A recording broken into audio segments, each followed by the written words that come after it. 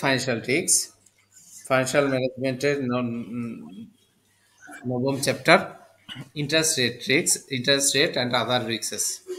আমরা থিওরিটিক্যাল অনেক কিছু পড়ে ফেলছি, তারপর আবার একটু জাস্ট আপনাদের রিমাইন্ড করা যে আমার এই চ্যাপ্টারে পড়বো forward and futures options, interest rate risk, interest rate futures, interest rate options, interest rate swap.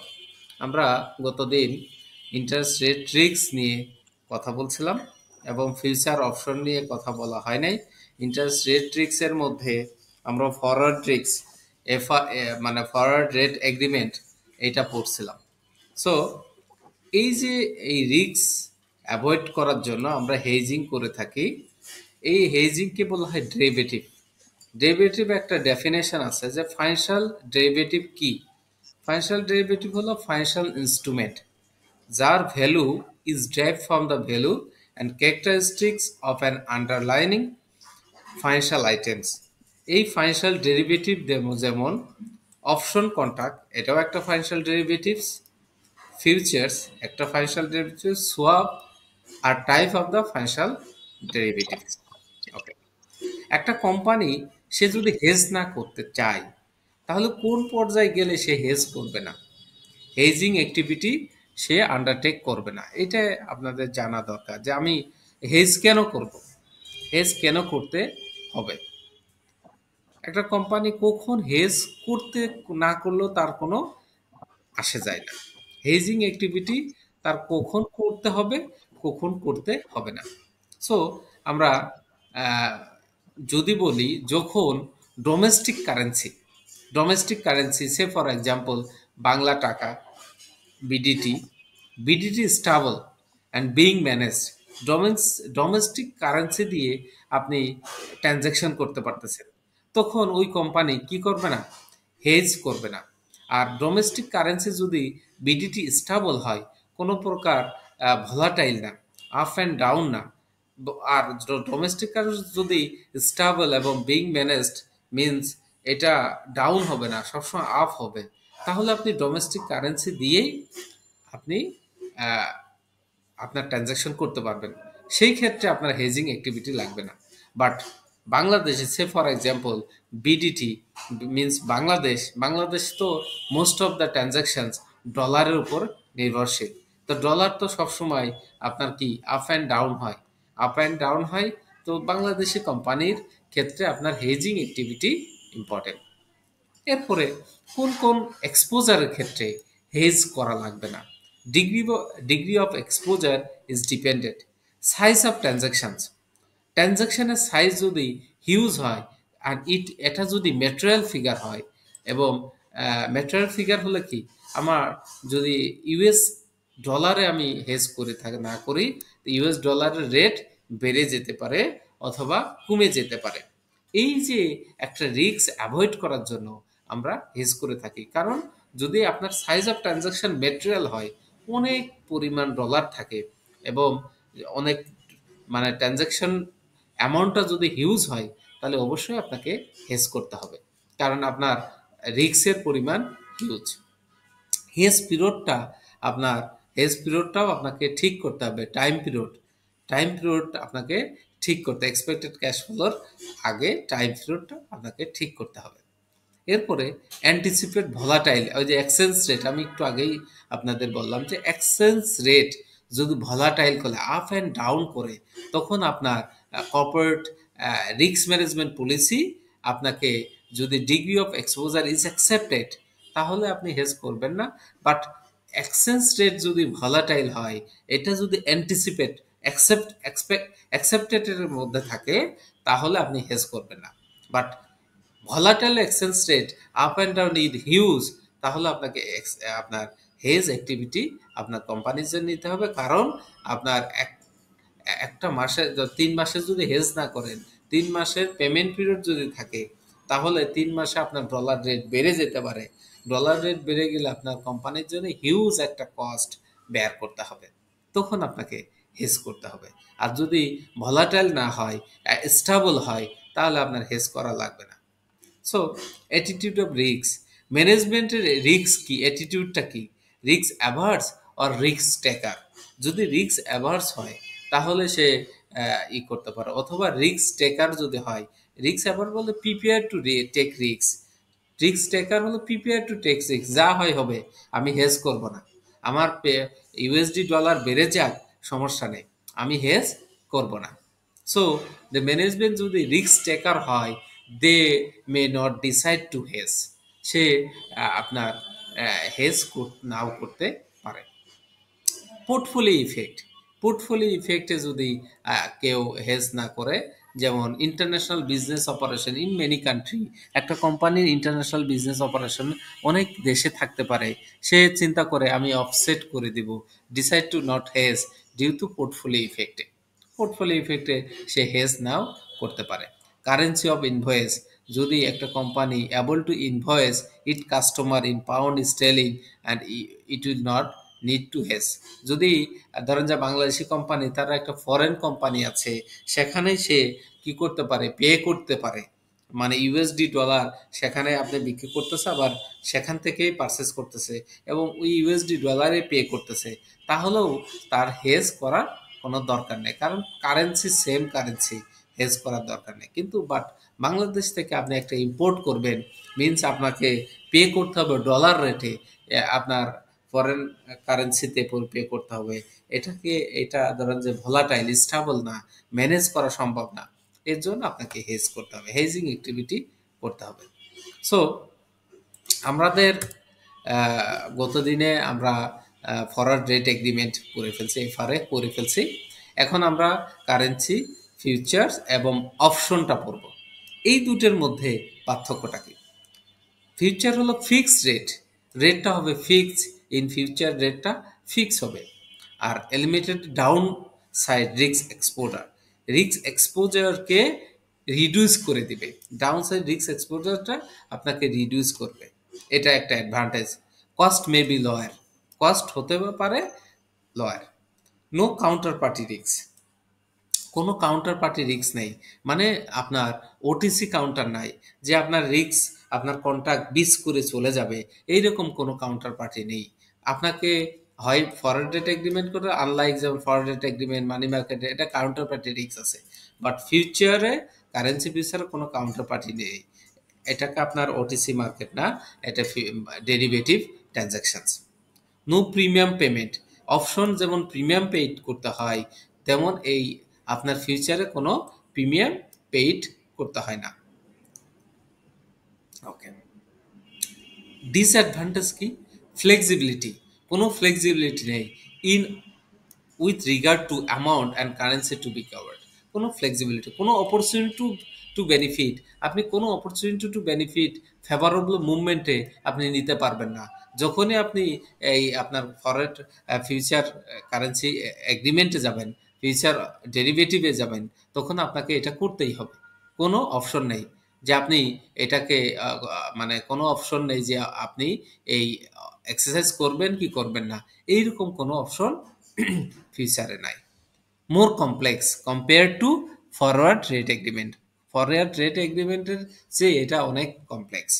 Adverse movement, due to adverse movement হতে পারে, মার্জিন রিকোয়ারমেন্ট, একটা নির্দিষ্ট পরিমাণ মার্জিন আপনাকে রাখতে হবে। বেসিস রিস্ক থাকবে, বেসিস রিস্ক মানে কারেন্সি ভলাটাইল থাকতে পারে, সময়ের ব্যবধানে, পিরিয়ডটা আপনার আপ অ্যান্ড ডাউন, 3 মাসের করছেন বাট 3 মাসের কোনো স্পট রেট নাই, তো এইরকম বেসিস রিস্ক থাকতে পারে। সো এটা হলো আপনার কারেন্সি ফিউচার। অপশনে আমি কি করতেছি দেখেন, অপশনও আমার কিছু অ্যাডভান্টেজ দিচ্ছে, কিছু ডিসঅ্যাডভান্টেজ দিচ্ছে। কারেন্সি অপশন আমার same like as a future, যে ফিক্স করবে ফিউচার রেট, এটার কারণ কি? Eliminate reduce the down side risk exposure. Opportunity, অপশনে আমার একটা অপরচুনিটি আছে, যদি ফেভারেবল মুভমেন্ট থাকে তাহলে আমি এটাকে এক্সারসাইজ করব, আর যদি আনফেভারেবল মুভমেন্ট থাকে আমি এটাকে এক্সারসাইজ করব না, জাস্ট প্রিমিয়াম পেইড করে দেব। কি পেইড করে দেব? প্রিমিয়াম পেইড করে আমি নট এক্সারসাইজ, আমি ওই এক্সারসাইজ করব না। নো কাউন্টার পার্টি রিস্ক, এটা ওটিসি কাউন্টার না, লাইক যেমন forward rate agreement, OTC over the counter নাই, এটা মানি মার্কেট হেজ না, এটা জাস্ট আপনার ডেরিভেটিভ ট্রানজাকশনস। সো এটার কোনো কাউন্টার পার্টি রিস্ক নাই। কাউন্টার পার্টি কি? আপনার tailor made, OTC over the counter, আপনি আহ, একটা ক্যাশ বুকে যাচ্ছেন বা ব্যাংকে যাচ্ছেন, আপনি চেক দিলেন, সে চেকের টাকা দিতে বাধ্য। এটাকে বলা হয় OTC counter, over the counter. এরকম কোনো কাউন্টার পার্টি রিস্ক নাই। সো ডিসঅ্যাডভান্টেজ কি কি? এর ফ্লেক্সিবিলিটি আপনার নাই, এটা আপনার কারেন্সি কভার করতে হবে। More complex, same as a forward rate agreement, এগ্রিমেন্টের সে more complex. Adverse movement duty, এটাও মার্জিন রিকোয়ারমেন্ট লাগে, আপনাকে নির্দিষ্ট পরিমাণ মার্জিন দিতে হয়। বেসিস রিস্ক থাকতে পারে, পিরিয়ডের বেসিস থাকতে পারে, ইন্টারেস্ট রেটের বেসিস রিস্ক থাকতে পারে।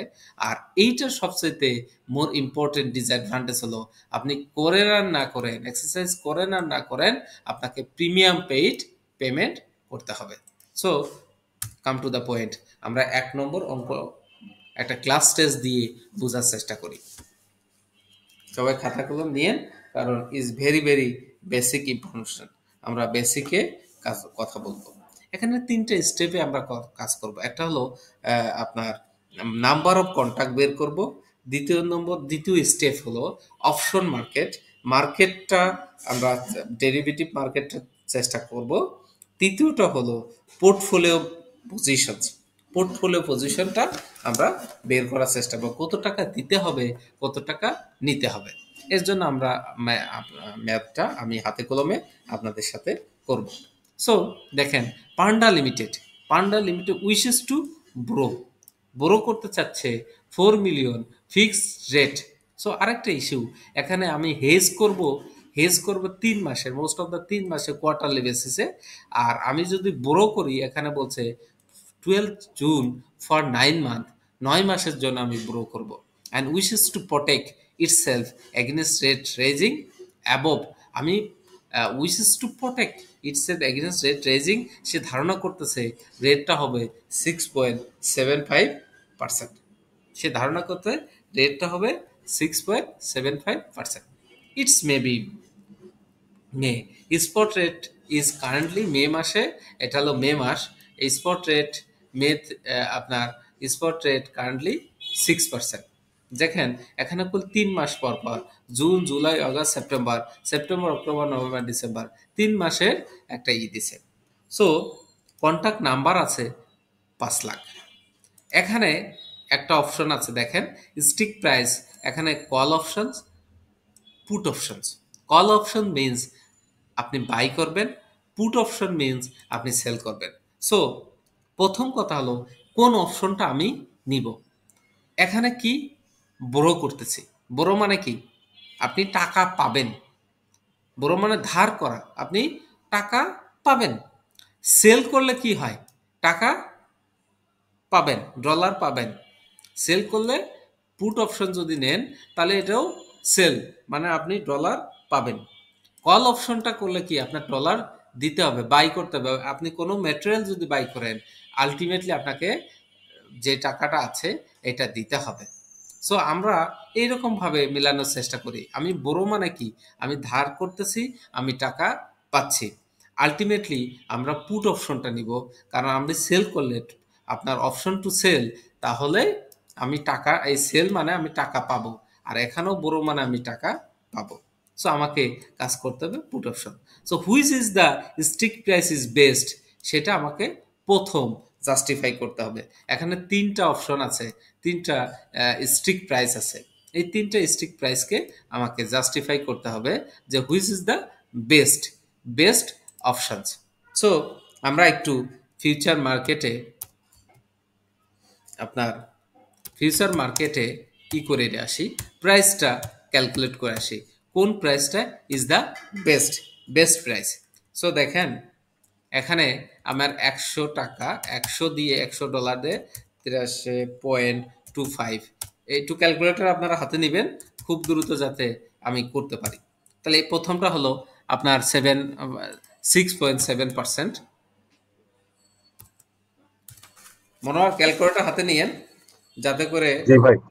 দ্রুত দ্রুত বলতে পারেন। হ্যাঁ, 100 জি। টাকায় এখানে দেখেন 83.5, আমি 93.5, এটা কত হবে, six six point point five five five percent. এরপরে আবার একটা দিই, দেখেন এই 93 হ্যাঁ 75 75 এখানে যদি দিই 6.25%। 6.25 তো আমি ইনিশিয়ালি যদি এখন মনে করি যে আমার এই this is the best, this is the best, yes কিন্তু এতে আমি যদি এই যে পুট অপশনটা নেই, কারণ আমি সেল করব, সেল মানে আমার টাকা পাবো, পুট অপশন মানে সেল, সেল করলে টাকা আপনি পাবেন, বড় করলেও টাকা পাবেন। সো আপনার জুন মাসে আপনাকে পুট অপশনের জন্য আপনাকে কি দিতে হচ্ছে, আপনাকে এই দিতে হচ্ছে কি যেন, আপনাকে প্রিমিয়াম দিতে হবে, 0.45 প্রিমিয়াম দিতে হবে।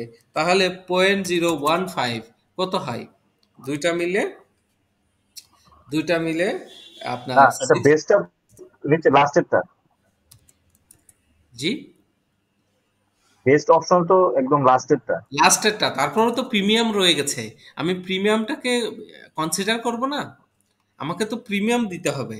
আমি যদি এইটা নিই তাহলে 0.04% আমাকে প্রিমিয়াম, আপনার জিরো পয়েন্ট ফোর আচ্ছা পার্সেন্ট 14% প্রিমিয়াম দিতে হবে। এইটা যদি নিই আচ্ছা আপনার মানে 0.28% আমাকে কি দিতে হবে, প্রিমিয়াম দিতে হবে। হুম, আবার যদি আপনি এইটাও নেন তাও 4.11% হুম, প্রিমিয়াম দিতে হবে। Which is the best, best হলো নিচেরটা তো আমি বুঝলামই, এইটাও করেও যদি দেখি তাও নিচেরটাই বেস্ট। এরপরে এইটা দেখেন 28 কত হয়, 0.28, এটা যদি 6.78 6.71, তাই না, 78 7-8%, 7-8%। এরপরে এটা আমার প্রিমিয়ামটা যোগ করে দিই, কত হয়, 6.74 six point six point 74 seven four percent. আমি যদি এইভাবেও চিন্তা করি তাও আমার লাস্টেরটা ইজ বেস্ট, কারণ লাস্টের আমার মানে কম দিতে হচ্ছে, পার্সেন্টেজে আমাকে কম টাকা মানে ইন্টারেস্ট রেট দিতে হচ্ছে। সো এই যে আমার 6.25, এই যে এটা যদি আমি ধরি তাহলে আমার 6.25% ইন্টারেস্ট দিতে হচ্ছে। But this is the technique, আপনাকে কুল এইভাবে করে নিতে হবে, করে বুঝতে হবে। আর এমনিতে আপনি আপনারা বুঝে ফেলবেন যে আলটিমেটলি আমার কোনটা is best. So step one, step one, step ওয়ানটা হলো, দেখেন স্টেপ ওয়ানটা আপনাকে আমি একটু করে দিই। নাম্বার অফ কন্ট্রাক্ট, কন্ট্রাক্ট বের করার সিস্টেম। নাম্বার অফ কন্ট্রাক্টের সূত্রটা কি, মার্কেট ভ্যালু, মার্কেট, একটা আমি হাতে কলমে করাই, হ্যাঁ, market value of portfolio, portfolio, market value of portfolio, folio, market value of portfolio ভাগ কি, ভ্যালু অফ ওয়ান কন্ট্রাক্ট, একটা কন্ট্রাক্টের ভ্যালু কত, market value of portfolio, value of one contract. So আমরা এটা মার্কেট ভ্যালু আমার কত টাকা নিচ্ছি, 4 মিলিয়ন, 4 মিলিয়ন 4 মিলিয়ন মানে আপনার এই 6টা শূন্য, 30 লাখ চল্লিশ লাখ, 1 2 3 4 6টা শূন্য, ভাগ আমার ভ্যালু অফ ওয়ান কন্ট্রাক্ট আছে 5 লাখ, 5 লাখ, কয় মাসের জন্য আমি লোন নিব, 9 মাস 9 মান্থ, 9 মান্থ। আর হেজ কয় মাস পর পর হচ্ছে দেখেন, জুন থেকে সেপ্টেম্বর, সেপ্টেম্বর থেকে ডিসেম্বর, তার মানে 3 মাস পর পর হেজিং করতেছি। সো আমার কন্ট্রাক্ট হচ্ছে কত, 24 কন্ট্রাক্ট, 24 কন্ট্রাক্টস। স্টেপ ওয়ান শেষ, ক্লিয়ার। এখন step two, step two, step টুতে আসেন, যে আমার অপশন মার্কেট আছে না, অপশন মার্কেটে এটা কি আমি গেইন দিচ্ছি না আমার লসে যাচ্ছে। অপশন মার্কেটে আমি কেস হলো আমার দুইটা, কয়টা কেস, কেস ওয়ান, আমি case two, case case two, শোনেন আমরা কেসগুলো দেখে আসি। এই যে ক্লোজিং আমার ৩ মাসের করে আমি যে হেজ করব তার স্পট রেট হলো, দেখেন ফিউচার প্রাইস কত হয়েছে, এই আপনার 92.31, 94.75, 92.31, 94.75। সো আমি কি করব, বড় মানে আপনার বড় মানে টাকা পাবেন, এটা ওয়ান কাইন্ড অফ সেলস। আপনি সেলস করবেন, সেলস যদি করতে চান, সেলস না করলে তো টাকা পাবেন না। সেলস কি করবেন, আমি এই প্রাইসটা ধরলাম, এই প্রাইসটা ধরার পর এই প্রাইসের রেট হলো 93.75 সেলিং প্রাইস আমার ওই সময় কারেন্টে। আমি ৩ মাস পরে যেটা হেজ করলাম তখন দাঁড়ালো 92.31। তাহলে আমার অপশন কি, আমি অপশন এক্সারসাইজ করব। আমি সেলিং প্রাইস ছিল আমার 93.75, সেলিং প্রাইস 93.7 প্রাইস, আর স্পট রেট হলো 92.31। আমি যখন হেজিং এ গেছি তখন আমার এইটা ছিল, এটা হলো আমার হেজিং রেট। চলেন আমরা একটু দেখি। সো আপনার সেল এটা হলো 93.75, আর দুটাই তো 93.75, 93.75। তার মানে ইন্টারেস্ট রেট কত ছিল তখন, 6.25 6.25, 6.25 ইন্টারেস্ট রেট ছিল 6.25। এখন এখন আসে আপনার spot rate spot rate spot রেটে দেখেন 93.21, তাহলে ইন্টারেস্ট রেটটা হবে কত, মানে 100 থেকে বাদ দেন, এটা 6.79 6.79। এটাও ধরেন যে এটা সেকেন্ড অপশনে কত আছে, 94.75, 94.75। ভাই এখানে ভাই এখানে ম্যানুয়ালে তো ওই যে 6.75 ইন্টারেস্ট রেট ধরে 93.25 এর উপরে কাজ করতেছিল। 6 পয়েন্ট ইন্টারেস্ট রেট রাইজিং 6.75 হলো না, 6.75 ইন্টারেস্ট রেট ধরে পরে 93.25 এর উপরে কাজ করতেছে, যেখানে পুট অপশনে প্রিমিয়াম হবে 0.14। 0.1, এই যে 25 এটা 93.25। 95 দিয়ে করছে। হ্যাঁ হ্যাঁ, কারণ এখানে যে ইন্টারেস্ট রেট তো 6.75, তো 100 থেকে 6.75 বাদ দিলে তো 93.25 হয়। না, এটা এটা এটা এইভাবে করতে হবে, কারণ আপনাকে প্রিমিয়াম কনসিডার করতে হবে। ইনফ্যাক্ট আপনার আহ, প্রিমিয়াম তো পরে আলাদাভাবে ধরে নিচ্ছে আর কি, আচ্ছা, প্রিমিয়ামটা আলাদা বের করে নিচ্ছে। এটা আপনি 3টা করতে পারবেন, এই 3টা অপশনেই আপনি করে দেখবেন। 3টা অপশনে যখনই করবেন তখন দেখবেন যে টোটাল পোর্টফোলিও পেমেন্ট কার কতটা হচ্ছে, তখন আপনি ইজিলি সিদ্ধান্ত নিতে পারবেন। আপনি 93.25ও করে দেখবেন, দেখবেন পোর্টফোলিও ওর বেশি, আপনাকে পেমেন্ট করতেছে অনেক বেশি। না, আচ্ছা, আমি তিনটাই, পরীক্ষার মধ্যে এত তো করা যাবে না, তো অন্ত সমস্যা না। এর জন্যই তো আমি আপনাদের ভেঙে দেখালাম যে আমার which is the better option, আমি কোন অপশনটা নিব। পরীক্ষার হচ্ছে আপনি তো 3টাই করতে পারবেন না, না পারবেন 3টা করতে, 3টা না, অপশন। এখানে যেমন এই যে বলছে যে জোনে wishes to protect itself against jet rising above 6.75, 6.75 এর উপরে সে নিতে চায় আর কি। এই যে 6.75 তো প্রথমটায়, তার মানে আপনার 93.25ও ধরছে।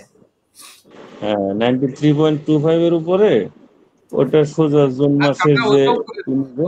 92 93.25টাও করে আমি তো এটা করলাম, যে 93.75 লাস্টেরটা ধরছি, তাই না? আমরা ওইটাও করে আপনাকে বুঝাই দিলে আপনি তখন বুঝবেন যে আমার বইটা কিভাবে করলো, ঠিক আছে? এখানে হুম, হুম। জাস্ট ই করে দিলেই হবে। তো এখানে কত হয়? 5.25.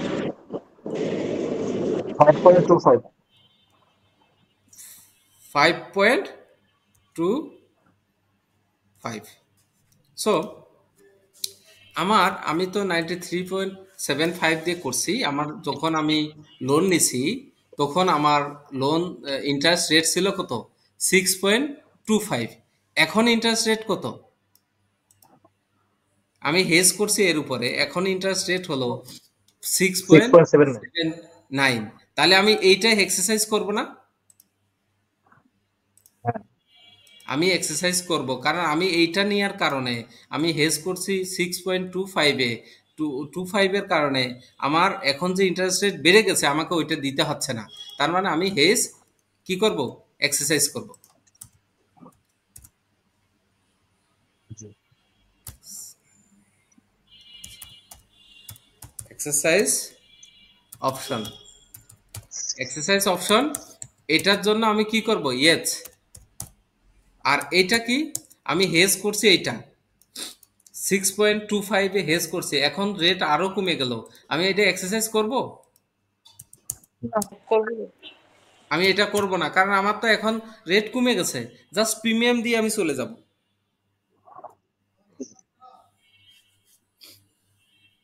Clear? G.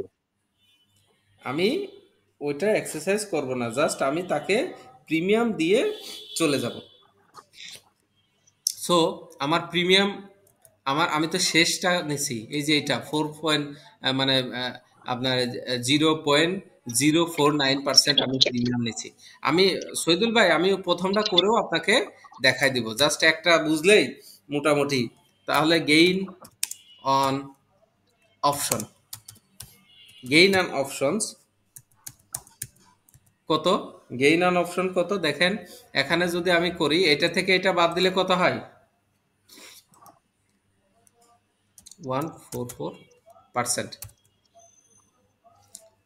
Number of contact, contact হলো 5,000,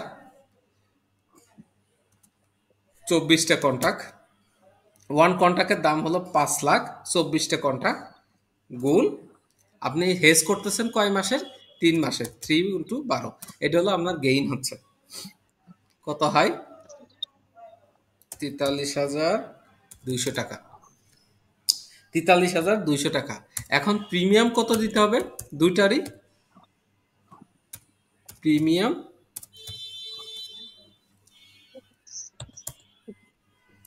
প্রিমিয়াম দিতে হবে 0.49% গুণ একটা কন্ট্রাক্টের মূল্য হলো 5 লাখ টাকা, নাম্বার অফ কন্ট্রাক্ট হলো 24, 3 মাসের হেজ 12 দিয়ে ভাগ, কত হয় মনে হয়?